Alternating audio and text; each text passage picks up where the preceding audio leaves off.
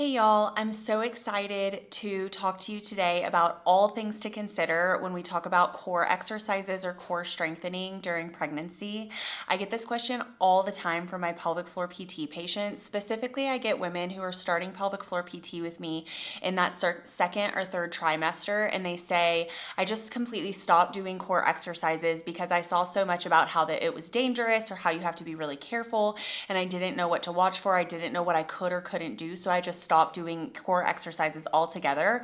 And so this video is going to be everything that I teach them about what we want to be paying attention to with core strengthening during pregnancy, things to watch for to keep your core safe in all activities, but especially in core exercises during pregnancy, so that they can feel confident still continuing to work with their core and stay connected to their core during pregnancy. So before we jump into it, my name is Amanda. I'm a doctor of physical therapy and a pelvic floor physical therapist. I specialize in all things pregnancy and post, and I work with patients one-on-one here in Arvada, Colorado, helping women to stay active and get back to being active in whatever that looks like for them during pregnancy and after pregnancy. And so this is a topic that I'm really passionate about because it's something that I work with everybody on, whether they're seeing me during pregnancy or postpartum. First, let's talk about why we really do want to continue core strengthening and continue core work throughout pregnancy. But first, to understand that, we have to understand how the goal of core exercises and the goal of core work during pregnancy changes from what we were probably thinking about with core work before pregnancy. So our core has inner core muscles and outer core muscles. And without getting too nitty-gritty with that, those inner muscles are the ones that really help to support us. So when we think of the inner core, we're thinking things like supporting our spine. They help to support our pelvis. They co-contract with our pelvic floor, so they're helping to support pelvic organs, and that includes that growing uterus and that growing baby, so that we can have a really comfy, that feels like we have some strength and some support despite that pregnancy progressing and the changes to our bodies. Those outer core muscles are more like those six-pack muscles and those big outer obliques. Typically, when I talk to women about core exercises, those are the muscles that they're used to targeting with their core work, and they're used to really trying to do core exercises aimed at strengthening those big outer mover muscles that give them that toned look to their stomach or whatever they're going for with that core work. It's usually aimed at wanting to target that six-pack muscle or those big outer obliques that they can see.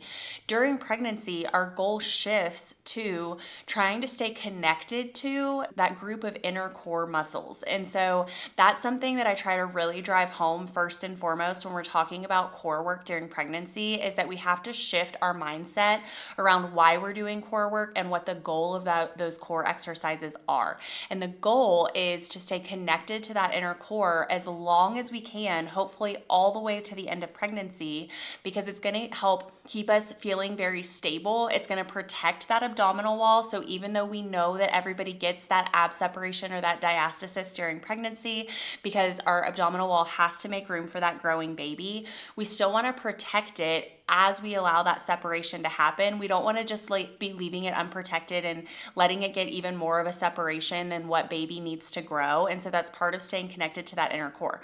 But also just overall feeling of less back pain, less hip pain, less pelvic floor problems, and feeling stronger in your day-to-day life and in your other workouts and other activities, because that inner core is what's really made to support us and help us to feel really sturdy and strong. The other side of that, or on the other side of pregnancy, is that if we stay connected to that inner core, and it's not even really about keeping the strength or trying to strengthen it during pregnancy. It's just about staying connected to it so that it continues to do its job, and our brain kind of still remembers, like, oh yeah, those muscles are there, and that's what I want to tap into when she needs strength, when she needs support, when she needs stability. We want our brain to kind of remember that muscle recruitment pattern of tapping into that inner core system, or that inner team of muscles. And the longer that we do that, or the better that we do that throughout pregnancy, the less we have to rehab from postpartum. So I see it time and time again, if women do a really great job of staying connected to that inner core throughout pregnancy, then postpartum, that's just the groundwork is already laid. So postpartum, that initial rehab is really based on tapping back into, can you find those muscles again? Can your brain remember to use those muscles instead of those big outer muscles for support? Can your pelvic floor co-coordinate with those muscles muscles and come with. And the longer, the more that we maintain that connection throughout pregnancy, then the quicker that initial stage of rehab goes, and the quicker we can start loading the system, because we know that the brain is so used to tapping into that inner core, and we don't have to be worried about, but when we load your system, are you supported? And so the other half of that is, yes, it feels so much better during pregnancy and you feel so much more supported and stable, but also on the other side of pregnancy, there's way less that we have to reteach your system, reteach your body when it comes to that postpartum rehab. So what do we really need to think about when we're talking about doing very targeted core work during pregnancy? And everybody at this point has probably heard about coning. That's what's always thrown out, is you just want to watch your abdominal wall. You don't want to see it do this coning pattern, but then nobody says what to do about it or how we can actually fight against that coning. And so that's what I want to talk to you about today. So if you don't know what coning is when we have that separation in the abdominal wall, we have that band of fascia called your linea alba, that band of connective tissue called your linea alba. And whenever that six-pack muscle, both sides of that six-pack muscle starts to separate, which it's supposed to make room for baby, we now have a bigger gap in that abdominal wall that's a little bit less supported, because that big six-pack muscle is separated and it's just that band of connective tissue. And then if we do something that really pushes pressure out against the abdominal wall, you'll see that pressure popping through that space, and that's what forms that shape of coning that everybody is talking about or referring to. So I'm going to show a picture right here. You can see what it looks like to have coning in the abdominal wall, and this is what we're talking about, and this is what we want to watch for even when we're doing core exercises, not just when we're doing core exercises. That counts for all other exercises and daily activities. We don't want to see this coning, because it's a sign that we aren't fully using that inner core system to its full capability to keep us safe and to keep us stable and to manage pressure and keep that abdominal wall safe. So how do we prevent coning? Coning is a sign that we're using those big outer muscles for control or to do an activity, but those inner muscles, because those inner muscles wrap all the way around us, we have a bottom, middle, and upper part to that inner core system. So below belly button, at belly button, and above belly button, we have this team of muscles that wraps all the way around us and gives tension to our abdominal wall and gives tension to our system. That's where that stability and that strength comes from. And so even if we have that separation happening, because we are all going to get that during pregnancy. I just really want to drive that home. Everybody gets that separation. It's about controlling the separation, and that control comes from the inner core muscles.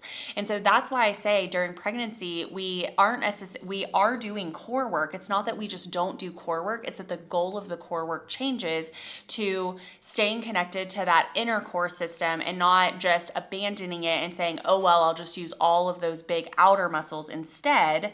And coning is that outward sign that we can watch for and see, is that happening and am I doing that well? And you might be able to do that well with tons of core exercises all the way through pregnancy, or you might find that you really have to back off and start to do very targeted exercise that are only targeted at the inner core and not so much like traditional core exercises.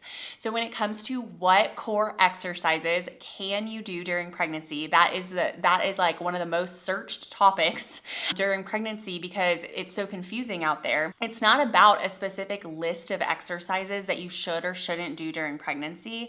And I can say in my personal or my professional experience of working with women, I've seen the full gamut of it.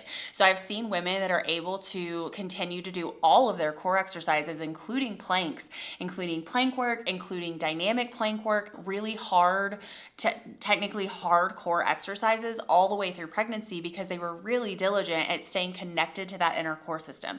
So even though those were traditional core exercises that were targeted at the big outer mover muscles that we're talking about, it's not that that's bad. It's that you can continue to do that as long as you can also tap into that stabilization system that comes from the inner core and use both at the same time and do it in a very safe way.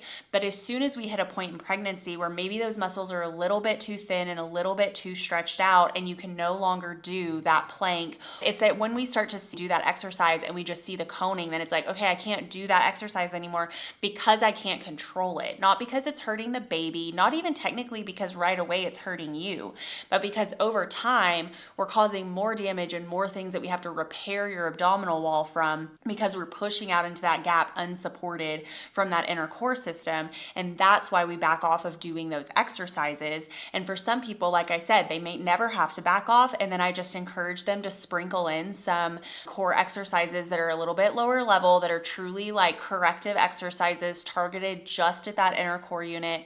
Things that these look like, bird dogs are a huge one, a Payloft press, any of the variations of Payloft press is one that I use a lot. If you're still comfortable and not symptomatic on your back, then supine marches and supine like heel slides and bent knee fallouts, exercises like that are much lower level so that you can just tap into that inner core and not even have to tap into that outer core at all in order to stabilize and do the exercise well. So the mix of people that I see doing core exercises, I have some that continue to do traditional core exercises throughout pregnancy, and I'm just encouraging them to sprinkle in 2 or 3 of those targeted inner core exercises just to make sure that we stay tapped into it. I have people that slowly have to transition over to just doing those traditional or just doing those inner core unit targeted exercises, which is totally fine. We maintain those traditional exercises as long as possible, and then as we start having to phase them out, we replace them with something else.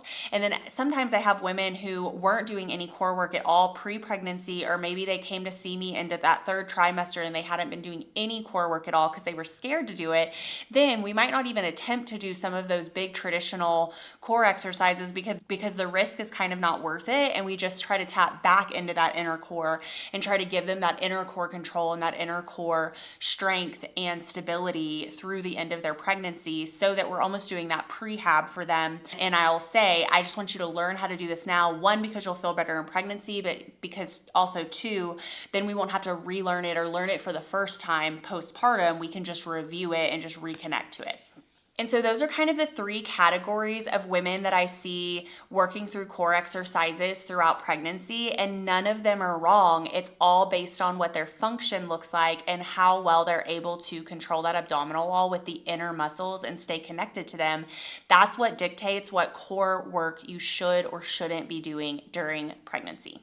Okay, that about covers it. If you want to learn a little bit more about what I mean by, or even what it feels like for using that inner core versus that outer core, using them both together and what it looks like and what it feels like, there's a link in this description to a free core and pelvic floor class. It's a webinar that I hosted live, but you can now have access to the recording. And I go into much more detail in the anatomy of what I'm really talking about when I talk about inner core, and especially how that relates to your pelvic floor, how it co-coordinates with your pelvic floor. So if you want to learn more about that class is completely free. Go ahead and click the link and get signed up so that you can get access to it. And then also make sure you join next week, because if this is a topic that you are currently learning about, my guess is that you're pregnant and that you are trying to figure out what you should and shouldn't be doing during workouts. My video next week, either go watch the next video or tune in next week, because I'm going to be talking about other considerations during your workouts when you're pregnant. So today I wanted to do just core because that's such a specific pregnancy. But next time or next week, the next video is going to be about all things that we should consider with intensity and lots of other things during overall workouts, and how you can make that call for yourself to keep yourself active, but also keep yourself safe throughout pregnancy. So I hope you'll join me in that video as well, and I will see you next week.